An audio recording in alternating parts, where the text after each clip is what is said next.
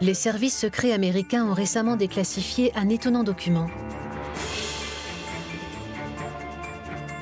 Il s'agit d'une enquête de 2000 pages consacrée au cinéaste le plus populaire de son temps, Charlie Chaplin. Tout au long de sa carrière, Edgar Hoover, le puissant patron du FBI, a nourri ce dossier, persuadé que le cinéaste était un dangereux agitateur communiste. Pendant 50 ans, il n'a cessé d'espionner sa vie privée, de le mettre sur écoute, de surveiller son entourage, ses relations sexuelles et sentimentales, de scruter ses films.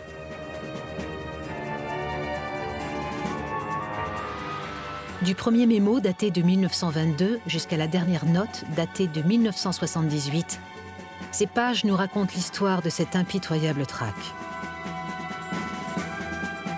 Le duel qui opposa les deux hommes pendant près d'un demi-siècle est à l'image des courants idéologiques qui n'ont cessé de déchirer l'Amérique jusqu'à ce jour. Comment ce grand pays démocratique en est-il arrivé à bannir Chaplin, ce grand humaniste, à bafouer les principes les plus fondamentaux de la liberté d'expression? Pour comprendre ce divorce, il faut remonter aux années 1910, lorsque le jeune Britannique de 25 ans débarque aux États-Unis avec la troupe de music-hall de Fred Karno.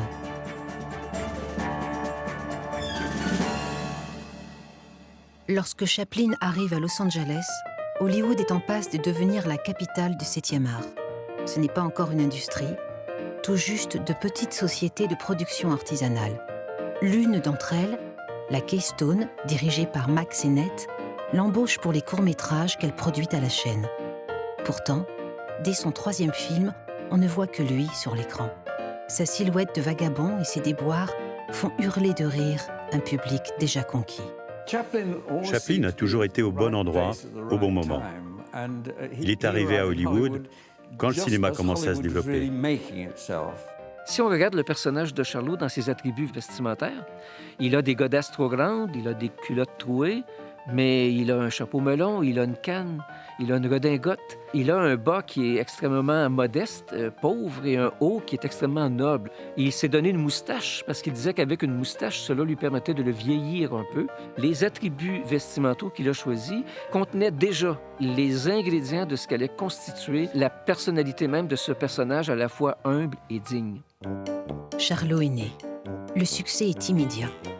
Désormais, Chaplin va donner plus de substance à la figure du vagabond. Il va voir Mack Sennett, le producteur qui l'a embauché, pour lui dire « Tes films, ça vaut pas beaucoup. Je veux maintenant produire mes propres films. » Mack Sennett se sent mal de lui dire non et lui donne un coup d'essai. Alors qu'il réalisait ses propres films, il voulait de plus en plus d'indépendance. Il cherchait toujours plus de liberté pour pouvoir faire les films comme il l'entendait. Avec plus de 70 films réalisés pour la Keystone, SNA, Mutual, First National, Chaplin se constitue en moins de 4 ans une fortune colossale. Dès 1917, il lance la construction de ses propres studios à Los Angeles. Il élabore des histoires satiriques qui prennent pour cible ces messieurs en haute forme, que l'on entarte, ou bien ces policiers lourdeaux à qui l'on botte les fesses. Le maigre et souffreteux vagabond, symbole des opprimés, se transforme insensiblement en icône. Charlot, l'irrévérent, le marginal, le révolté, devient le porte-parole des plus faibles. Chaplin se taille, de film en film, une réputation de pamphlétaire. Et Charlie va faire de Charlot non seulement un vagabond, il va en faire un vagabond travailleur, un vagabond immigrant. Il multiplie les représentations du personnage de ce vagabond, qui sont toujours des personnages de conditions modestes. Il y a dans l'écriture chaplinienne, dès les débuts, dès 1915 et 16, une sorte de métaphore de David et Goliath qui va se poursuivre pendant toute la vie de Charlot. Il était vraiment conscient de l'oppression sociale sur les plus faibles. Ce qui n'est pas surprenant au regard de son enfance. Cette conscience de l'injustice sociale ne l'a jamais quitté. Dans Les Migrants, il dénonce les mensonges de la propagande américaine en montrant les brutalités des autorités contre les étrangers qui arrivent à New York sous le regard bienveillant de la liberté éclairant le monde. De film en film, les gardiens de la morale perçoivent cette critique de la loi et de l'ordre comme une charge subversive contre les valeurs puritaines de cette Amérique qui se rappelle des temps héroïques de la conquête de l'Ouest.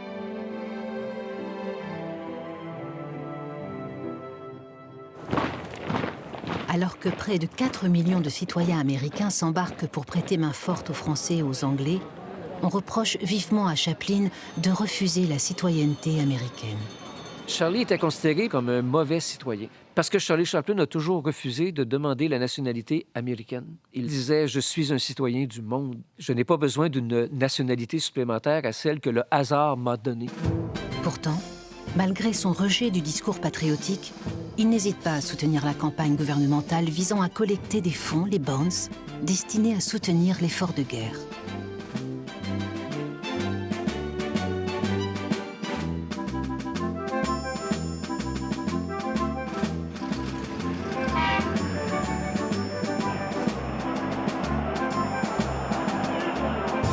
Il va plus loin encore dans son engagement en réalisant dans ses propres studios et à ses frais un petit film de propagande destiné à financer l'armement des soldats.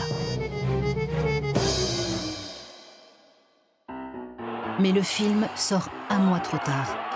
L'armistice ayant marqué la fin des hostilités, les armées sont déjà rapatriées. La décennie qui suit la Première Guerre mondiale commence par une période de croissance et d'insouciance. Les Roaring Twenties, avec la prospérité retrouvée, aussi bien sur le plan économique que culturel, les années 20 correspondent à l'âge d'or d'Hollywood. Les grandes compagnies de l'usine à rêves, les Majors, produisent plus de 700 films muets, exportés dans le monde entier. Hollywood devient véritablement le centre mondial du cinéma. On comptait des dizaines de milliers de salles de cinéma aux États-Unis. Le cinéma, c'était l'écran géant. C'était la découverte de l'image géante. Pour les gens, c'était la magie. Et donc, les cinémas étaient extrêmement populaires et les gens suivaient de façon presque religieuse l'évolution des différents films. Fort de l'immense succès de ses films, Chaplin monte son propre réseau de distribution. Il s'associe avec 3 autres vedettes hollywoodiennes, Griffith, Pickford, Fairbanks. Ensemble, ils créent la United Artists. Cette société, qui n'était pas une société de production, mais une société de distribution, a été créée pour contrer le pouvoir de plus en plus monopolistique de ces majors aux États-Unis.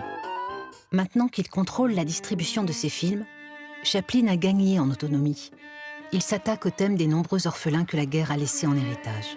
Dans le film Le Kid, Charlie s'associe à un enfant orphelin abandonné dans les rues de New York pour dénoncer la manière avec laquelle l'Amérique ne prend pas soin des enfants qui sont abandonnés dans ces rues, malgré les espoirs d'un monde nouveau et d'un rêve américain dont Charlie va se faire le critique à maintes reprises et de maintes manières.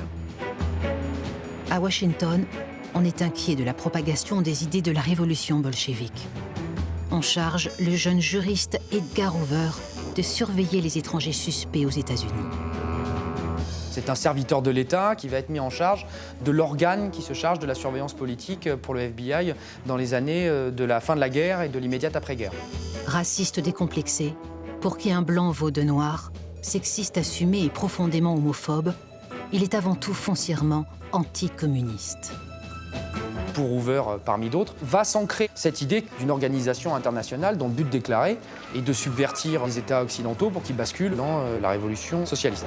En 1919, il expulse les leaders communistes qui, à ses yeux, représentent le principal danger pour la sécurité nationale. Sa haine du communisme va même devenir chez lui une obsession, au point qu'il soupçonnera bientôt tous ceux qui prônent des idées sociales ou libérales d'être leurs complices. C'est ainsi qu'il cible ceux qui répandent leurs idées subversives dans les médias de masse. Et il n'est pas de meilleur véhicule pour ces idées séditieuses que les intellectuels et les artistes qui mettent à disposition du tout venant, sans qu'on ait à ouvrir un livre, de manière très convaincante, ces idées séditieuses.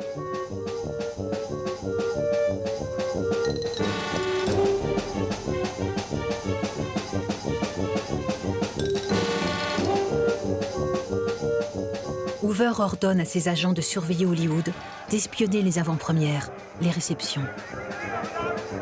Les journaux People, qui consacrent l'essentiel de leurs colonnes à la vie privée des artistes, sont également une précieuse source d'informations pour le FBI. Charlie est l'homme le plus populaire aux États-Unis, l'artiste le plus populaire au monde à cette époque, donc les masses le suivent.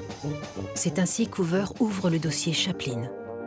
En 50 ans, il va s'enrichir de 2000 pages, dont les premières sont constituées des articles consacrés à son mariage avec la comédienne Mildred Harris. Elle n'a que 16 ans et est enceinte de lui. Mais maintenant qu'il est constamment sous le regard des médias, Charlie ne peut risquer un scandale impliquant une mineure. Il se retrouve sans aucun plaisir dans la peau d'un homme marié. Mildred accouche d'un garçon mal formé qui décède 3 jours après sa naissance. Le mariage tourne au fiasco. Elle l'attaque en justice pour cruauté mentale et dépravation sexuelle et obtient le divorce en novembre 1920. L'affaire fait grand bruit dans la presse à scandale qui fait ses choux gras des frasques de Chaplin. À l'automne 1921, il quitte les États-Unis pour une longue tournée européenne. À Londres et à Paris, il est ovationné par les foules.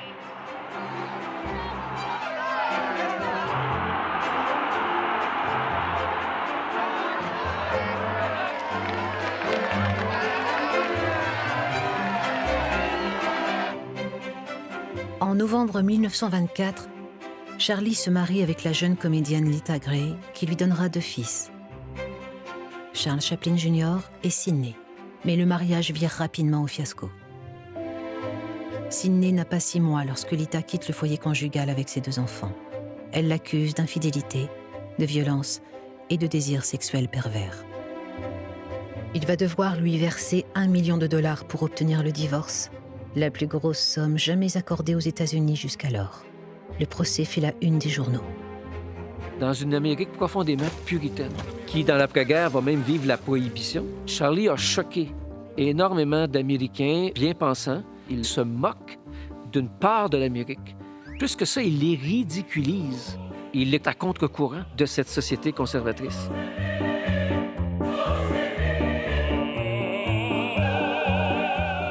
Par contre, il est adulé de la part des masses. Les masses apprécient, comme dit Charlie Chaplin, qu'on botte le derrière des bien-pensants et des gens de pouvoir de cette société. La Ligue des familles appelle au boycott de ses films, mais il n'y a pas que Chaplin qui déplaît au milieu puritain. Il y a toute une partie de la population américaine qui est effectivement préoccupée par le contenu des films. Donc il y a évidemment un discours religieux qui poussait à un effort moral, et si nécessaire, à militer pour une forme de censure des contenus. Pour les producteurs d'Hollywood, elle est très dangereuse. Elle interdirait à la diffusion certains films, donc elle aura un coût direct financier. Et donc il y a un enjeu économique très important. Il faut trouver le moyen de dire que l'on fait quelque chose pour éviter la régulation par les autorités publiques. Et ce moyen, c'est de fonder une association, qui est l'association des producteurs d'Hollywood, le MPPDA, et de faire adopter par ce MPPDA une sorte de code de bonne conduite. Les producteurs nomment à la tête de cette association l'avocat et sénateur républicain William Hayes. C'est un membre très influent du Parti américain qui va être désigné à partir de 1922 à la tête de cette toute jeune, toute nouvelle association des producteurs et distributeurs de films. Et il va la présider jusqu'en 1945. D'abord, il crée un organe de relations publiques. Et puis, il a une seconde stratégie qui est de commencer à mettre en place des sortes de pré-codes. La première mesure prise par ce syndicat de producteurs est l'obligation d'un certificat de moralité pour toute personne apparaissant à l'écran. Désormais producteur et distributeur de ses propres films, Chaplin est devenu totalement indépendant et échappe donc aux règles qu'imposent les majors à leurs artistes. Il devient d'autant plus dangereux qu'il n'a de compte à rendre à personne. Il va se mettre à dos les pouvoirs, et particulièrement le FBI. En août 22, Hoover confie à son agent spécial Hopkins une mission de surveillance de Charlie Chaplin. Après enquête, Hopkins adresse son rapport à Hoover. C'est le tout premier des nombreux mémos consacrés aux relations politiques du cinéaste. L'agent spécial rend compte d'une réception donnée par Chaplin à son domicile de Los Angeles. Elle relève que parmi les invités, il y a des sympathisants bolcheviques et des radicaux hollywoodiens. Elle insiste sur la présence du leader syndicaliste communiste William Foster. Hopkins relate qu'au cours de la soirée, Chaplin aurait critiqué Will Hays et déclaré « Nous sommes contre toute forme de censure et en particulier contre celle des presbytériens ». Il serait même allé jusqu'à afficher une banderole dans ses toilettes sur laquelle était inscrite « Welcome Will Hays ». Lorsqu'Hoover transmet ce rapport à Will Hays, celui-ci l'informe que le cinéaste ne participe pas aux réunions du MPPDA et qu'en plus, il refuse de se soumettre aux règles mises en place par les producteurs. Il propose une plus étroite collaboration entre le FBI et le MPPDA afin de censurer toute propagande séditieuse dans les films. Cet échange d'informations entre les deux organismes va perdurer jusqu'en 1945.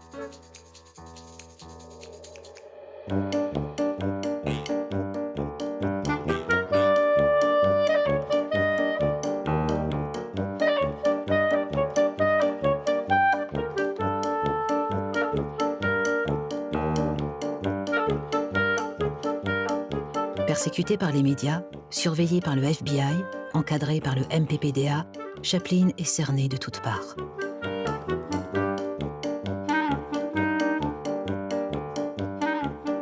En 1927, soumis à nouveau à de la pression extérieure sur le contenu des films, ils font adopter un deuxième pré-code de bonne conduite qui s'appelle les Don'ts and Be Careful, donc les ne pas faire et les soyez attentifs à, qui listent 11 choses à ne pas montrer ou à ne pas faire à l'intérieur des films et une trentaine de choses sur lesquelles il faut se montrer prudent. Par exemple, il est conseillé de ne pas montrer la nudité, ni de se moquer de la religion, ou bien même encore d'encenser le crime et l'adultère. N'ayant pas de moyens de sanction, on s'arrangeait de la règle, en fait, on la contournait avec la complicité des producteurs d'Hollywood. Et donc on répétait, pour faire passer un film, c'est 6 reels of sins, 1 of salvation, donc 6 bobines de péché et une bobine pour sauver le film et sauver les âmes. Et donc sauver le film en même temps. Commencées dans l'insouciance, les années folles se terminent dans le drame. New York, jeudi 24 octobre 1929. La bourse de Wall Street s'effondre. Le pays plonge dans une grave crise économique. Plus de 12 millions de personnes, soit un quart de la population active, se retrouvent au chômage. La crise fait également exploser la pauvreté. 2 millions d'Américains sont sans abri. La crise économique, elle est tout de suite interprétée par ces gens du premier appareil sécuritaire américain comme une crise qui n'est pas seulement économique, mais qui va se révéler une crise politique. Et là, il va y avoir une directive, officieuse évidemment, tout ça se passe en secret, de mettre sous surveillance les catégories subversives dans la population américaine, ce qui signifie à la fois les gens d'extrême droite et les communistes. Pour Chaplin, qui commence à écrire le script des Lumières de la ville, il s'agit avant tout de témoigner des conséquences sociales de la crise financière qui vient de frapper durement les classes populaires. Avec son histoire de milliardaire qui joue avec la vie d'un clochard, rencontré un soir de beuverie, il file la métaphore du mépris des classes dominantes pour les pauvres et les sans-grade. Mais alors qu'il lance la production de ce film, le cinéaste se trouve confronté à un nouveau défi, l'avènement du parlant.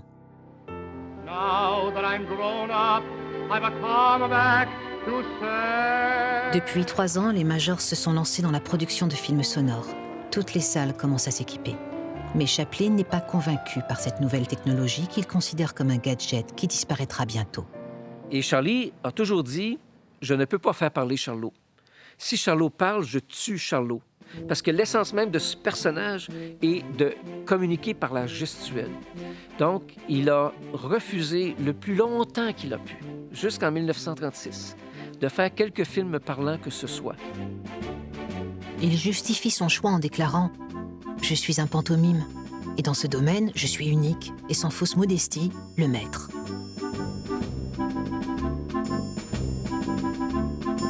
Je suis persuadé qu'avec le sonore, je ne réussirai jamais à atteindre l'excellence de mes films muets. Il a refusé de faire des films parlants au moment où produire un film muet était presque une catastrophe économique annoncée. Et pourtant, le succès est au rendez-vous. Chaplin a gagné son pari. 1933-1934, de nouveau, charge des associations conservatrices, en particulier catholiques, qui cette fois-ci vont mener une charge plus nette.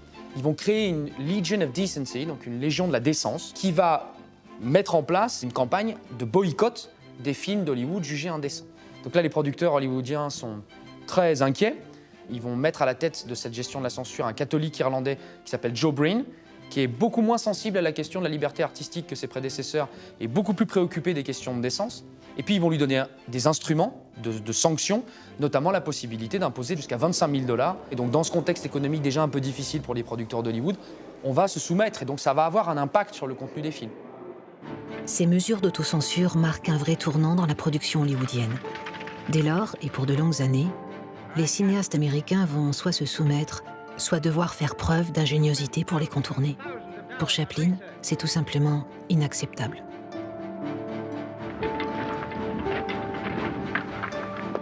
En 1933, le président Roosevelt met en œuvre le New Deal, un programme de relance et de lutte contre le chômage. Chaplin, fervent supporter du président, n'hésite pas à se prononcer en faveur de son programme sur les antennes de la CBS. Son engagement en faveur d'une meilleure justice sociale lui inspire le scénario de son nouveau film, Les temps modernes. Charlie Chaplin voit arriver dans les villes des hordes de paysans et de gens venant des régions et qui s'agglutinent en banlieue de ces grandes villes pour vivre finalement encore plus pauvrement que ce qu'ils connaissaient dans leur propre région rurale auparavant. Et Charlie est témoin de cette misère. Il fait le film de Modern Times après avoir visité l'usine Ford. Charlie dénonce le taylorisme, la théorie de la division et de la mécanisation du travail. Il prend le parti des ouvriers et dénonce l'automatisation, dénonce le pouvoir économique qui transforme les ouvriers en automates et en robots. Back. Section 5, more speed. Charlie Chaplin. Who else but Charlie Chaplin can make us howl with laughter? Il choisit la comédienne Paulette Goddard pour jouer le rôle féminin principal. Commence entre eux une belle histoire d'amour qui durera 10 ans.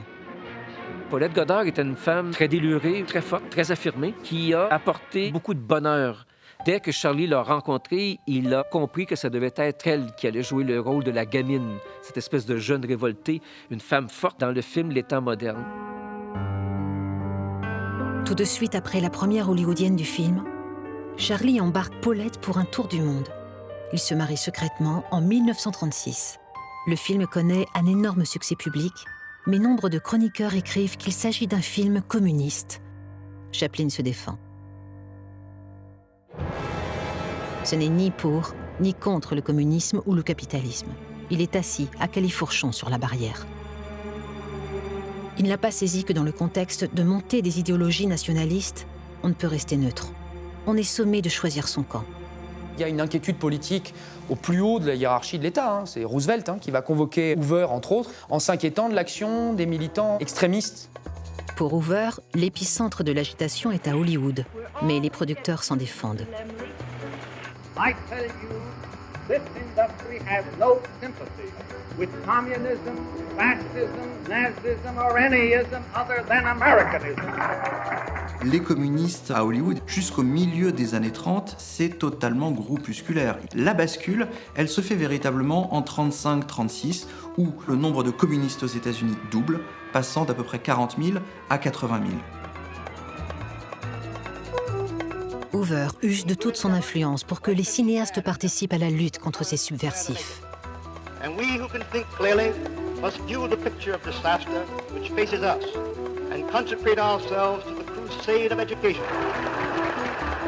Il leur commande des films de propagande qui montrent comment le FBI, grâce à lui, est devenu une véritable machine de guerre en matière de renseignement intérieur. Il les incite également à produire des films qui mettent en valeur le travail de ces agents fédéraux, tel le film J-Men avec James Cagney, produit par la Warner en 1935. Grâce à son important réseau d'agents, Hoover surveille de près les investissements et les profits de Chaplin. S'il trouve beaucoup d'argent sur les comptes du cinéaste, les enquêteurs du FBI n'y décèlent pas la moindre trace d'une contribution compromettante à la cause communiste. Déçu par ces investigations, Hoover remarque avec ironie qu'on ne peut concevoir une satire angoissante et bouffonne du grand capitalisme industriel tout en s'enrichissant sans scrupule comme un Rockefeller.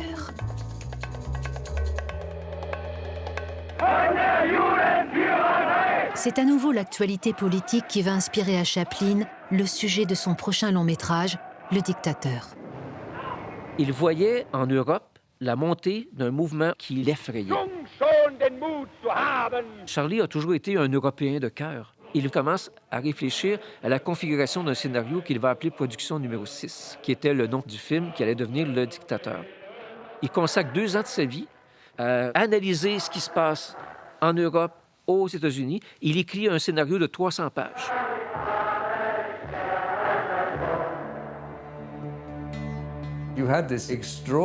C'est extraordinaire quand on y pense. L'homme le plus aimé au monde et l'homme le plus détesté étaient presque pareils. Ils étaient nés à quelques jours d'intervalle et avaient pratiquement le même âge, la même taille, le même physique. C'était trop tentant. Charlie avait une petite moustache alors que celle d'Hitler était plus touffue. Mais ce qui est intéressant, c'est qu'elle a rétréci avec les problèmes politiques. Et là, elle ressemblait vraiment à celle de Chaplin.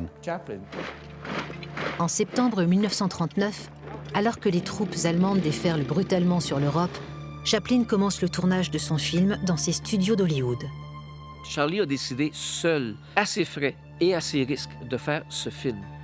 Son frère n'était pas d'accord, sa famille n'était pas d'accord, Hollywood n'était pas d'accord. Le lobby allemand, dans les années 38-39, a fait des pressions énormes auprès d'un gouvernement américain qui, à l'époque, était allié de l'Allemagne pour pas que Charlie Chaplin fasse ce film.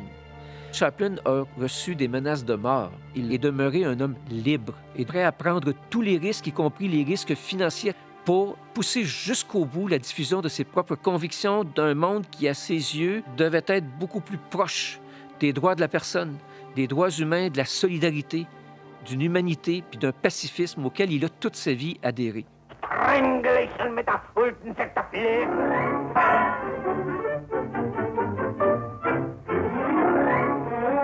Dès sa sortie à l'automne 1940, le film est accueilli avec enthousiasme par la presse et le public, mais de nombreuses voix s'élèvent contre son discours final. Son message pacifiste dérange. Le Daily News de New York écrit qu'il braque sur le public le doigt du communisme. Lorsque le film est présenté au président Roosevelt, son seul commentaire est de regretter les tensions diplomatiques qu'il soulève avec les pays pro-nazis. Roosevelt n'a pas encore déclaré la guerre à l'Allemagne, qu'il doit faire face à une opinion publique massivement isolationniste. 96% des Américains s'opposent à l'entrée en guerre de leur pays. Keep America out of Europe and Europe out of America. L'opinion publique américaine, elle met beaucoup de temps à basculer. En plus, elle est travaillée par un lobby officiellement défavorable à l'intervention en Europe, un lobby isolationniste, qui est l'America First Committee. C'est un mouvement de masse, il revendique 8 millions de membres et qui en plus est porté par une voix qui médiatiquement est connue, le héros de la traversée de l'Atlantique, qui est Charles Lindbergh. In the past, we have dealt with a Europe dominated by England and France. In the future, we may have to deal with a Europe dominated by Germany. Alors que les milieux d'extrême droite manifestent leur soutien aux nazis, le président étend la mission du FBI. Roosevelt va demander de surveiller tout un tas de gens différents. Les nazis du German American Bund, les isolationnistes. Et le FBI va prendre de plus en plus de poids, et on peut dire qu'à partir de 40-41, aux côtés des militaires, mais devant les militaires, le FBI occupe la place première dans cet appareil de surveillance intérieure. San Francisco, hold for conference. Le 7 décembre 1941, l'attaque surprise des Japonais à Pearl Harbor va faire basculer le sort de la guerre. A state of war has existed between the United States and the Japanese Empire. Au lendemain de cette déclaration, 93% des Américains se déclarent maintenant favorables à l'entrée en guerre contre l'Allemagne.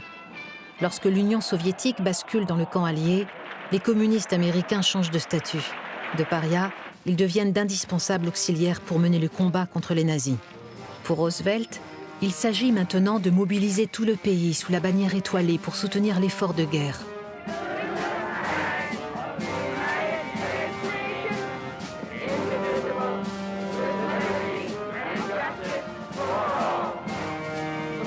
Roosevelt exhorte les cinéastes d'Hollywood à mettre leur talent au service de la nation. Our government has invited you to do your share of the job.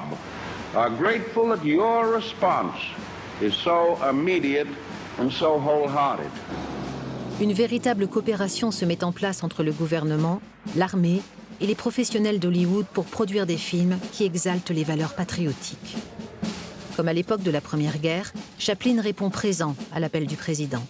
Mais il va plus loin lorsqu'il déclare publiquement qu'il faut venir en aide aux armées soviétiques. La théorie de Charlie Chaplin, c'est de dire, si les Allemands gagnent le front Est, c'en est fini pour l'Europe. Il y a tout un tas d'individus, parfois proches du Parti communiste, mais parfois tout simplement libéraux, pro-New Deal, qui vont s'engager dans la société dans une série d'associations, de groupements, d'événements favorables à l'aide à l'Union soviétique. Donc ces gens, ils vont militer pour l'ouverture d'un second front pour soulager l'Union soviétique. Et parmi les figures connues, il y a Charlie Chaplin. Le fait que Chaplin milite à l'intérieur de ce mouvement qui est considéré très clairement par le Federal Bureau of Investigation comme ce qu'ils appellent un front, c'est-à-dire une association qui cache l'appareil communiste, eh bien ça le classe parmi les potentiels compagnons de route du Parti communiste.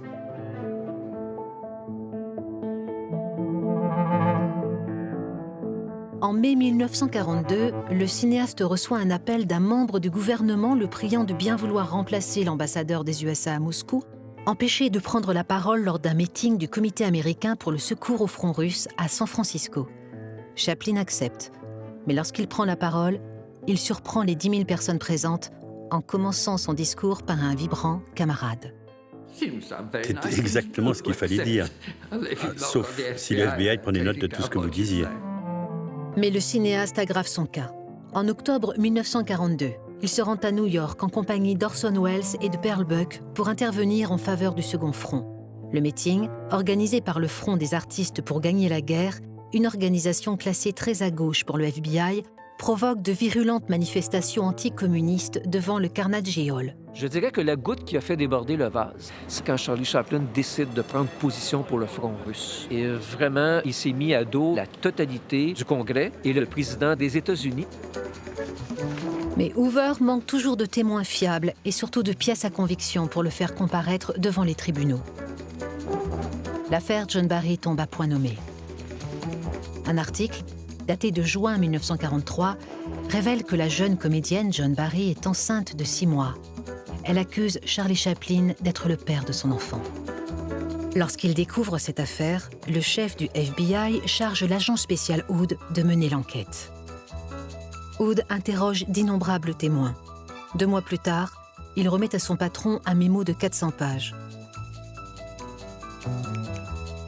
Tout commence en juin 1941, lorsque Chaplin fait la connaissance de John Barry, 23 ans, fraîchement arrivé à Los Angeles dans l'espoir d'y trouver un petit rôle. Elle rencontre Chaplin, le séduit et obtient un rôle dans son film. Moins d'1 an plus tard, John Barry présente des signes d'instabilité mentale. Elle rentre à l'aube complètement ivre, provoque des accidents de voiture. Craignant le scandale, Chaplin rompt le contrat. Ensuite, les 2 amants ne se voient plus pendant 5 mois. Mais ce que révèle la suite du mémo de l'agent Hood retient plus particulièrement l'attention d'Hoover. Lorsqu'en octobre 1942, Chaplin s'est rendu à New York pour le meeting de soutien au front russe, il aurait payé un billet de train de Los Angeles à New York, à John Barry, dans l'intention d'avoir avec elle des rapports sexuels illicites.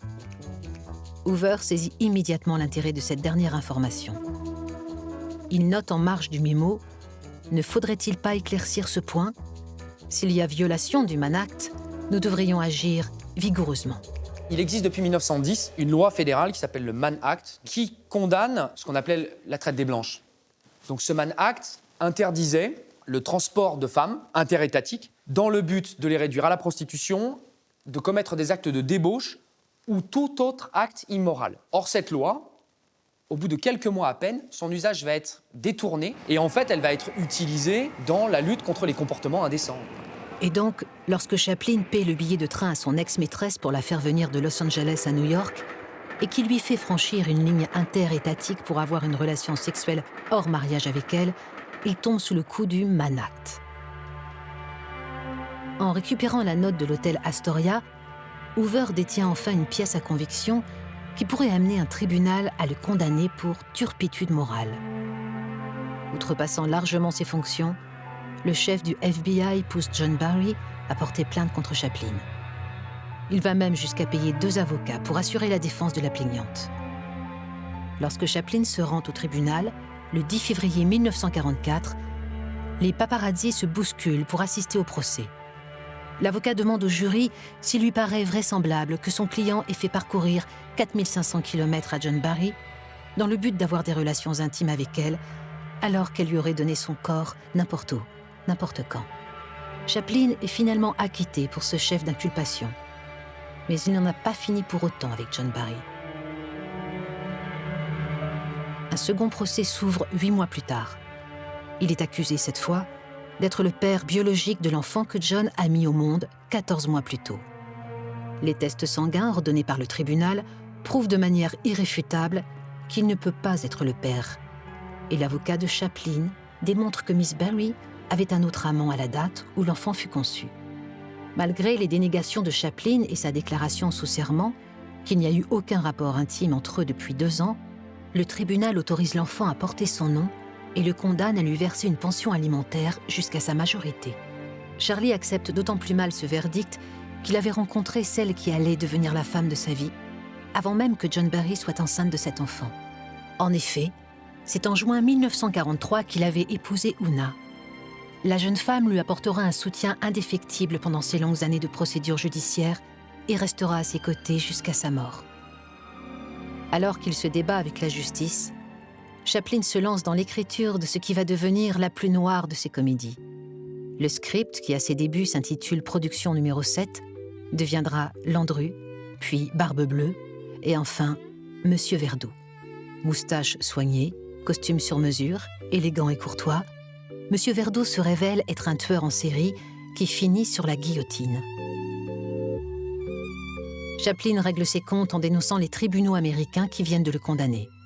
Il fait dire à Verdoux « Si l'on tue une seule personne, on est un assassin. Si l'on en tue des millions, on est un héros. » Avec le retour de la paix, les alliés d'hier deviennent d'irréductibles ennemis. Une guerre froide s'installe entre les 2 superpuissances. Elle fait rage entre les États-Unis et l'URSS. Ce nouveau conflit plonge l'Amérique dans une crise d'espionnite aiguë. Une terrible chasse aux sorcières est lancée. Le macartisme. On voit des espions soviétiques partout. Les rouges, les communistes dénoncés comme ennemis de l'intérieur sont traqués, débusqués, traduits en justice. Les méthodes sont brutales, expéditives. Elles touchent tous les milieux, mais tout particulièrement celui du cinéma. We are accused of having communists and communist sympathizers in our employ. Undoubtedly, there are such persons in Hollywood. La présentation de Monsieur Verdoux à la presse tourne au fiasco. Huée, sifflée, salle envahie par des opposants à Chaplin. Au lieu de l'interroger sur le film, les journalistes s'acharnent contre lui. « Êtes-vous communiste ?» Une fois de plus, Chaplin s'en défend. « Je ne suis pas communiste. Pourquoi refusez-vous de prendre la nationalité américaine ?» C'est précisément sur cette question que le très conservateur sénateur John Rankin intervient devant la Chambre des représentants. Chaplin porte préjudice aux fondements moraux de l'Amérique. Dès lors, nous devons le tenir à l'écart des écrans et cacher ses films répugnants aux yeux de notre jeunesse.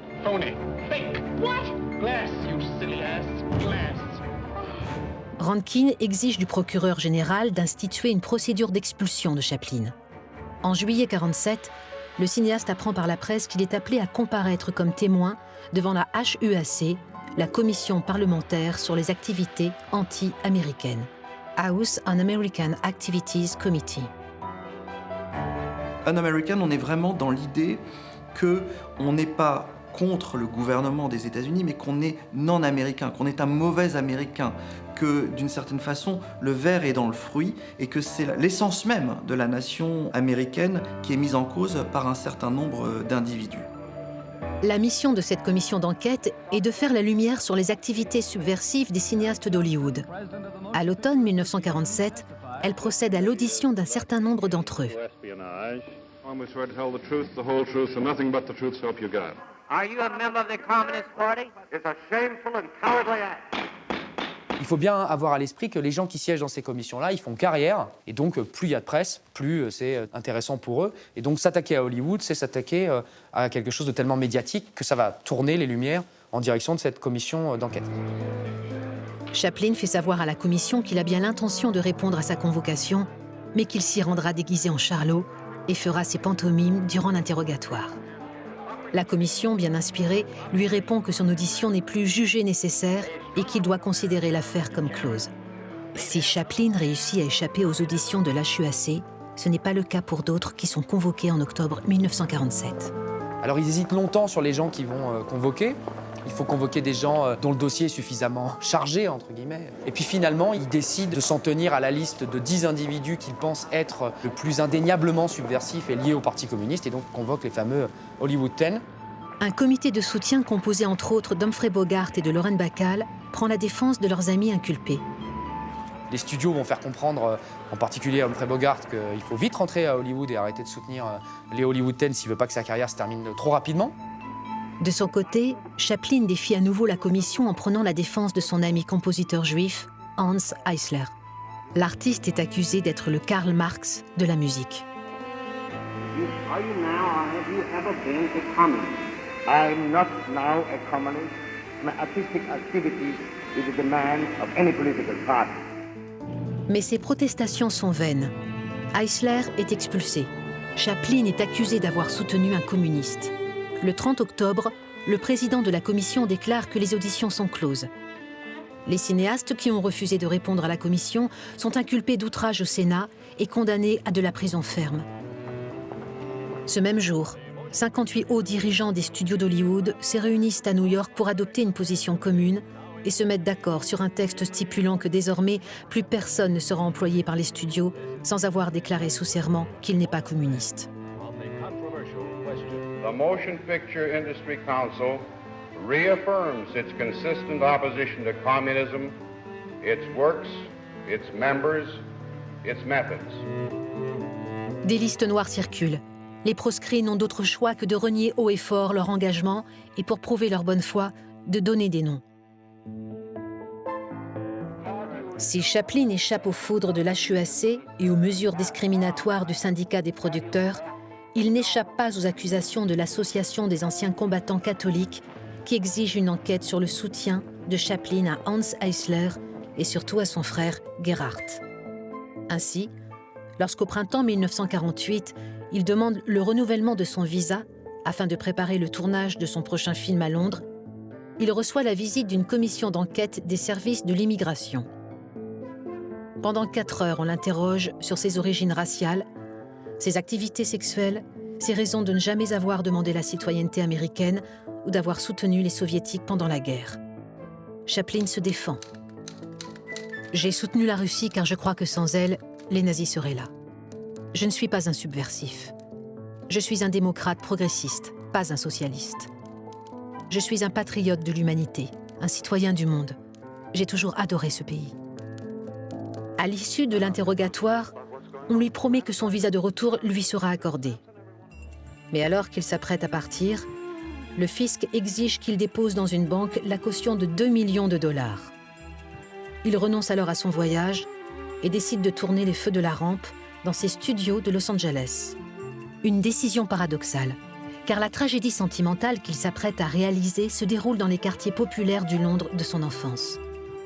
Après un long casting et de nombreux essais, Chaplin fait venir Claire Bloom, une comédienne de théâtre anglaise, pour jouer le rôle féminin principal.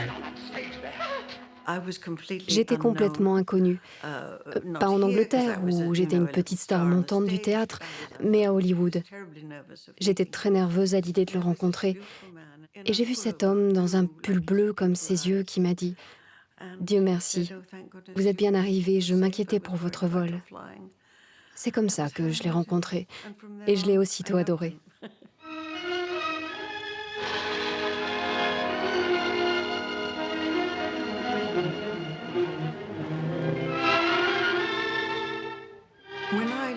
Quand j'ai quitté les États-Unis, j'étais très triste de laisser Charlie, qui ne réalisait pas qu'il était devenu comme un père pour moi, et Una, que j'aimais tendrement, comme une sœur.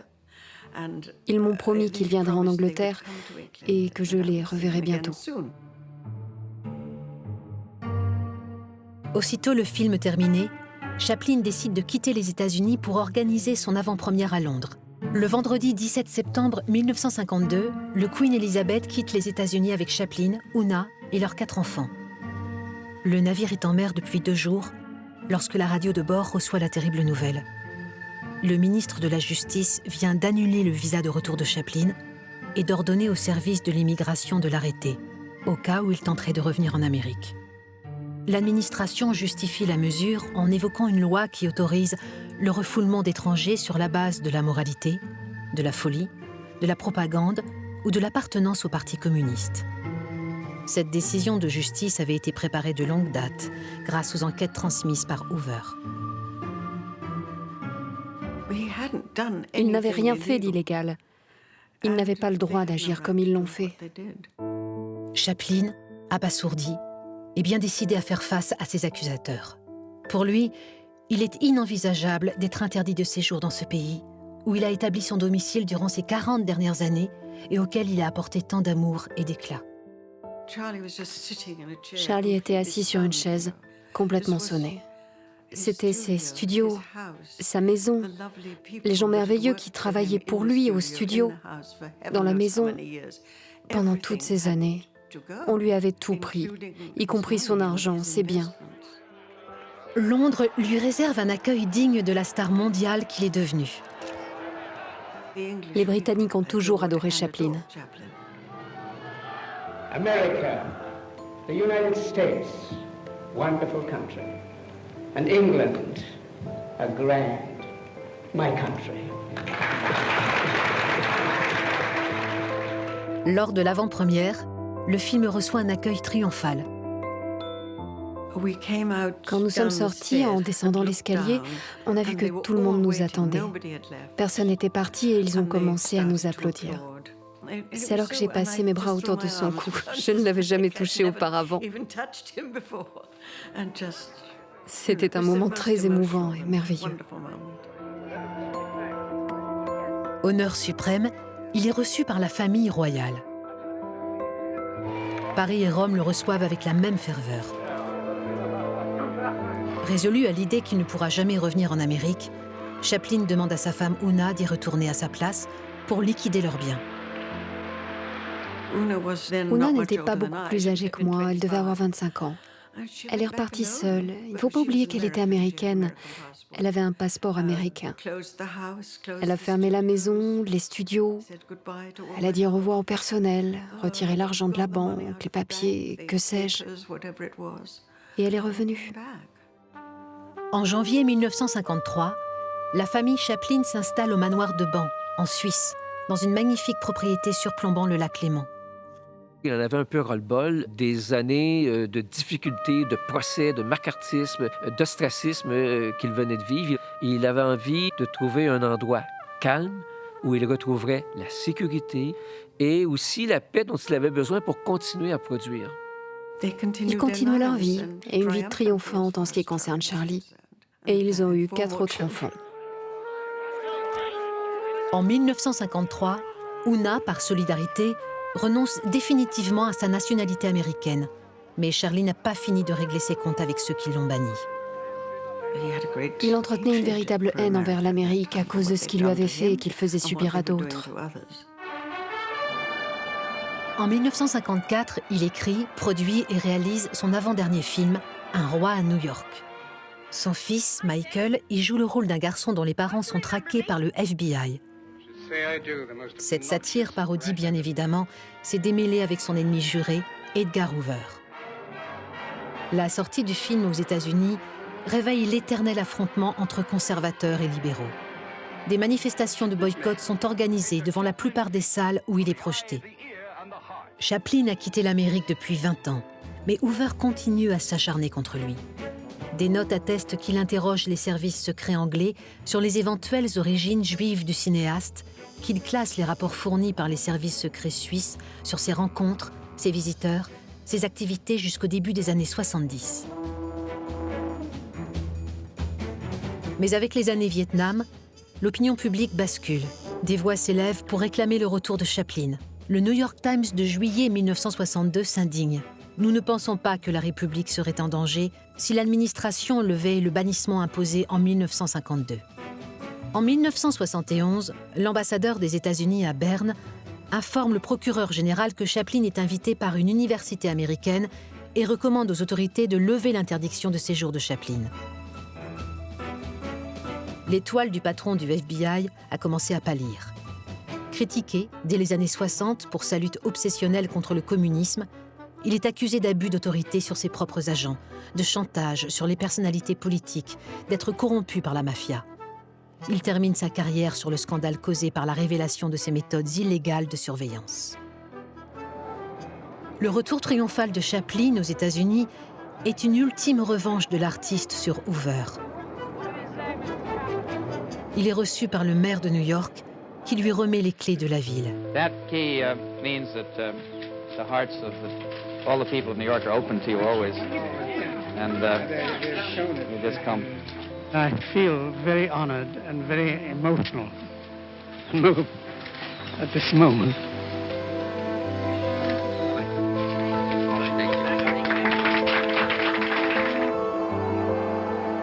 Il est ovationné à Hollywood pendant de longues minutes, lors de la cérémonie des Oscars où il reçoit le prix spécial du jury pour son génie cinématographique, comme le repentir tardif d'une profession qui a ostracisé le cinéaste pendant 20 ans.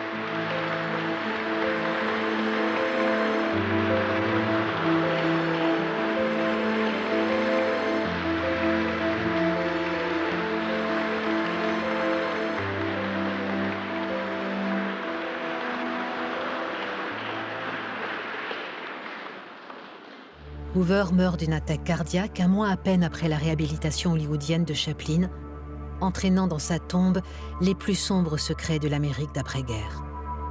Comme un dernier pied de nez à l'histoire, le petit saltimbanque, parti sans un sou d'Angleterre 63 ans plus tôt, est anobli par la reine en 1975. Il s'en va pour toujours, un soir de Noël 1977, emportant avec lui son Charlot vagabond, incarnation de l'homme opprimé, mais digne et libre.